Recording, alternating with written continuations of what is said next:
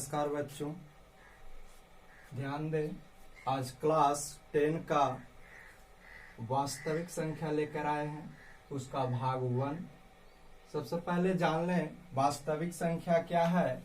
वास्तविक संख्या जो होते हैं वो मुख्य रूप से परिमेय और अपरिमेय संख्या का सम्मिलित रूप होता है। परिमेय और अपरिमेय संख्या के सम्मिलित रूप को ही वास्तविक संख्या कहा जाता है। अब जान लो कि परिमेय संख्या क्या होते हैं और अपरिमेय संख्या क्या होते हैं। परिमेय संख्या और अपरिमेय संख्या के बारे में आप पिछले क्लास यानी 9 क्लास में पढ़े होंगे। परिमेय संख्या जो होता है वो P/Q के फॉर्म में होता है, यानी P/Q के रूप में जो होता है उसे हम परिमेय संख्या कहते हैं, और P/Q के रूप में नहीं होता है उसे हम अपरिमेय संख्या कहते हैं।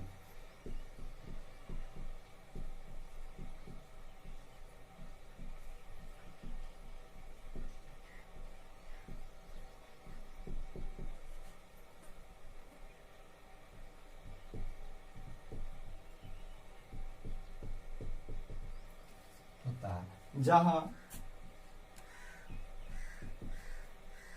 Q does not equal to 0, यानी Q का वैल्यू कभी 0 नहीं होना चाहिए। Q का वैल्यू 0 नहीं होना चाहिए, नहीं तो वो गलत हो जाएगा, यानी अपरिभाषित हो जाता है। क्योंकि हम जानते हैं कि किसी भी संख्या में अगर 0 से भाग दिया जाता है तो वो भागफल सदैव इन्फिनाइट आता है, जो संभव नहीं है। इसलिए परिमेय संख्या और अपरिमेय संख्या जो होते हैं, ऐसे हम परिमेय संख्या को एक और डिफिनेशन कर सकते हैं। जैसे आप देख लीजिए, पहले समझ लीजिए एग्जाम्पल से 2, 3, 0, 22/7 -1/2 ... etc. ये सारे परिमेय संख्याएं होते हैं। परिमेय संख्या में सभी संख्याएं आते हैं। सभी संख्या जो होता है वो परिमेय संख्या होता है। जैसे वास्तविक संख्या में आपका परिमेय संख्या जो है, इसमें आपका इवन नंबर आ जाता है, यानी सम संख्या, विषम संख्या। इसके अलावा जितने भी संख्याएं होते हैं सब परिमेय संख्याएं होते हैं। लेकिन वास्तविक संख्या जो है, हम लोग यहाँ जो मुख्य रूप से वास्तविक संख्या जो है उसमें हमें पढ़ना है यूक्लिड विभाजन परिमेयिका। यूक्लिड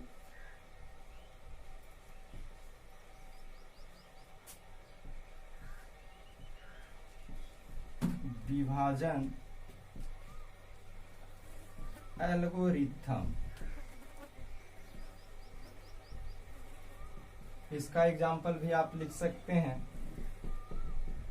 √2, √3, पाई, 2.3 के पावर रेकरिंग ...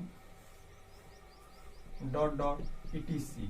यानी हम कह सकते हैं कि जिसका रूट यानी वर्गमूल पूरा नहीं निकलता है वो अपरिमेय संख्या होता है, जिसका वर्गमूल निकल जाता है वो परिमेय संख्याएं होते हैं। यूक्लिड विभाजन एल्गोरिथम क्या होता है? मुख्य रूप से आपका 10 क्लास में वास्तविक संख्या में यही पढ़ना है, यूक्लिड विभाजन एल्गोरिथम।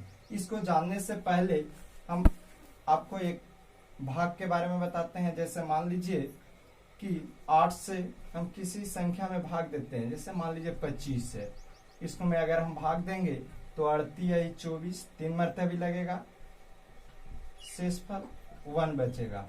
इसे हम भाज्य बोलते हैं, इसे हम भाज्य, इसे हम भागफल, इसे हम भागफल बोलते हैं, इसको भाज्य बोलते हैं, इसको भाजक बोलते हैं, और इसे हम शेषफल बोलते हैं। शेषफल अर्थात भाज्य बराबर होता है, भाज्य बराबर भाजक गुणे भागफल प्लस शेष, यानी शेषफल। वास्तविक संख्या में भाज्य को a से डिनोट किया गया है, भाजक को b से। a और b कोई दो संख्या रहते हैं, रियल नंबर। भाजक भागफल को q से, स्मॉल q, और शेषफल को r से डिनोट किया गया है। इसीलिए आपको यूक्लिड विभाजन प्रमेय का, इससे पहले एक चीज और जान लीजिए कि r का जो वैल्यू होता है वो लेस देन इक्वल 0 होता है, या तो 0 के बराबर होते हैं या 0 के बराबर होता है या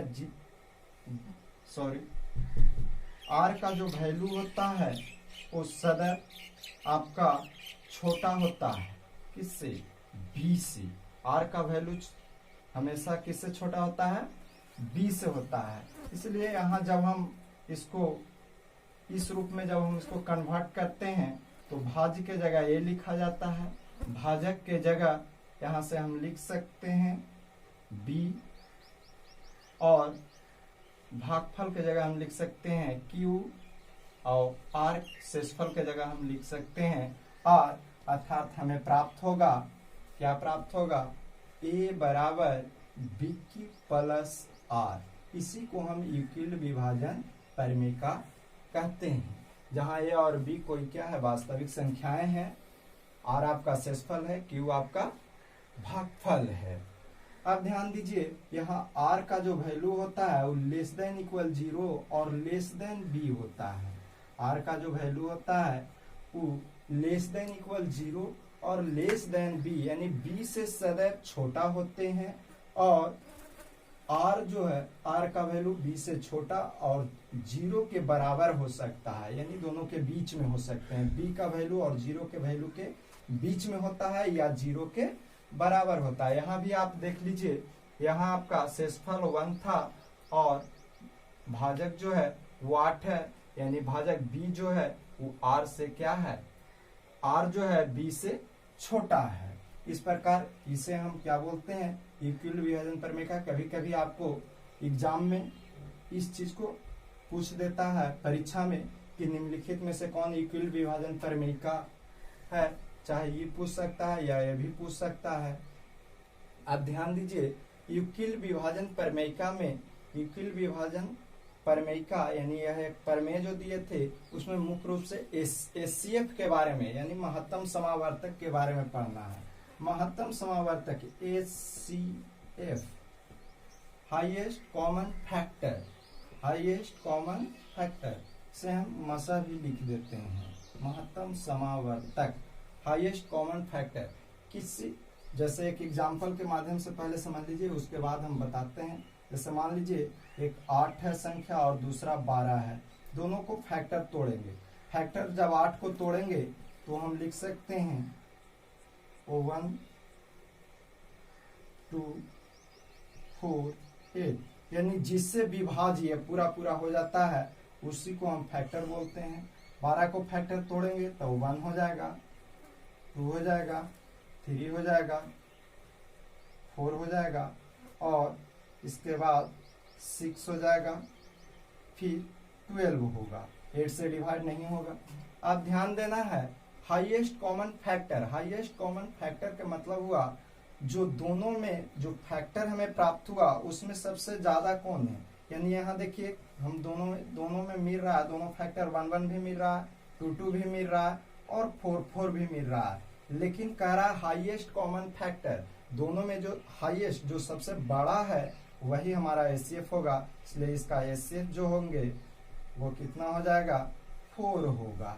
लेकिन यहाँ ये तो आपका इसका अर्थ समझा दिए, लेकिन यहाँ यूक्लिड विभाजन प्रमेय के रूप में जब कन्वर्ट करके हम एचसीएफ निकालेंगे तो उसके लिए यूक्लिड विभाजन प्रमेय का एक एग्जाम्पल बता देते हैं। जैसे देखा जाए, कोई दो संख्या दिया हुआ रहे, मान लीजिए a बराबर 225 और b बराबर 135 दिया हुआ है। a जो होना चाहिए ऑलवेज ग्रेटर देन होना चाहिए b से, तभी हमारा यूक्लिड विभाजन प्रमेय से एचसीएफ ज्ञात कर सकते हैं। अब ध्यान दीजिए, जो छोटा होता है उसको इस साइड में लिखेंगे और इसको घेर देंगे, और जो बड़ा होता है उसको इस साइड में लिखा जाता है। अब भाग की प्रक्रिया लगाएंगे, जैसे एक बार में लगावेंगे 135 आवेगा, इसको घटा दीजिए, 0 एक दाएं पैंचा, 12 12 में से 3 जाएगा 9। यहाँ देखिए r का जो वैल्यू है वो इससे नेक्स्ट स्टेप में क्या करना है, इसको इस प्रकार ऐसे घेर लेंगे और इसको यहाँ ले आएंगे 135, फिर एक मरतबा लगेगा 90, अब फिर घटाएंगे 5, 9 4 13 यानी 4 आ जाएगा। फिर जो शेष बचेगा उसको इस प्रकार घेर लेंगे, इसको यहाँ पुनः ले आएंगे 45 दूनी 90, 45 दूनी 90, यहाँ शेषफल 0 आ गया, यानी r बराबर क्या हो गया 0। यानी ये विभाजन की प्रक्रिया तब तक करना है जब तक कि r का वैल्यू 0 ना आ जाए। इस चीज को हम यूक्लिड विभाजन प्रमेयिका के रूप में लिखेंगे, जैसे a बराबर बी क्यू प्लस r के फॉर्म में लिखते हैं तो स्टेप बाय स्टेप लिखा जाता है। ये फर्स्ट स्टेप हो गया, ये सेकंड स्टेप है और ये थर्ड स्टेप है। फर्स्ट स्टेप में हम लिखेंगे 225 यानी भाज्य बराबर भाजक उसका 135 है, अब भागफल 1 है और शेषफल इसका 90 था तो प्लस में 90 लिख देंगे। नेक्स्ट स्टेप यानी सेकंड में यहाँ चलेंगे, इसका भाज्य है 135, भाजक है 90, भागफल 1 और शेषफल 45 है। थर्ड स्टेप में चलेंगे तो थर्ड स्टेप में हम लिखेंगे कि थर्ड स्टेप में भाज हमारा 90 हो जाएगा, भाज हमारा 90, भाजक 45 है और भागफल 2 है और शेषफल 0 है। तो जब हमारा शेषफल 0 आ जाता है तो जितना से भाग देने पर भागफल यानी कि शेषफल 0 आता है वही हमारा एचसीएफ हो जाता है, इसलिए इसका एचसीएफ जो होगा वो 45 होगा, 45 होगा। यही हमारा आंसर प्राप्त हो जाएगा। या अलग अलग स्टेप में करके भी कहीं कहीं बनाया हुआ रहता है किसी बुक में, उससे कोई दिक्कत नहीं है।